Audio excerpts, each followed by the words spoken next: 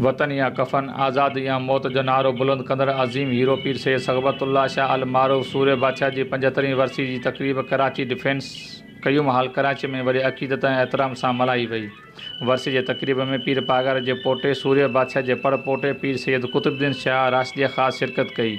वरसी जे तक़रीब खे नाले वारे अदीबनि, स्कॉलरनि मशकूर फुलकारो फ़क़ीर दीन मोहम्मद कुंबर, उस्ताद जुम्मन गज्जू, मोहम्मद हसन हिंगोरजो ऐं ॿियनि ख़िताब कयो ऐं चयो त पीर सैयद सग़बतुल्लाह शाह अल मारूफ़ सूर्य बादशाह बरे सग़ीर जी उहा अज़ीम शख़्सियत हुई जंहिं अंग्रेज़नि जे हरकतुनि, नापाक इरादनि खे ॾिसी वतन या कफ़न, आज़ादी या मौत जे नारे खे तरजीह ॾिनी ऐं अंग्रेज़नि खे धरती छॾे वञण ते जो ऐलान कयो।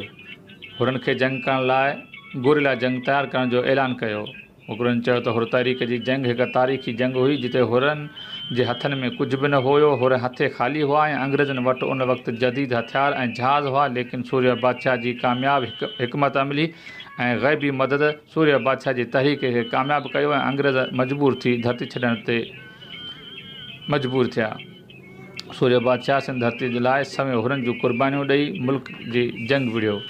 आख़िर में वेंदे अंग्रेज़नि सूर्य बादशाह ऐं संदसि हुरनि खे कूड़नि केसनि में फासाए क़ैद कयो ऐं जिथे खेसि हर तरीक़े सां तकलीफ़ ॾिनी वई, पर सूर्य बादशाह पंहिंजे इरादनि ते अटल रहियो। पाण समय हुरनि सां गॾु शहादत माणी तारीख़ी हीरो बणिजी वियो। असां खेसि 20 मार्च ते शहादत वारे ॾियारे ते खेसि सुर्ख़ सलाम पेश कयूं था। वर्सीअ में तक़रीब में आयल ख़ासि महिमाननि चेयरमैन शौकत हिंगोरजो, मौली मोहम्मद हसन हिंगोरजो, अब्दुल हलीम दर्स, फ़क़ीर गाज़ी ख़ान महर, फ़क़ीर अल्ताफ़ गोहर सालियाणी ऐं ॿिया पिणु शरीक हुआ।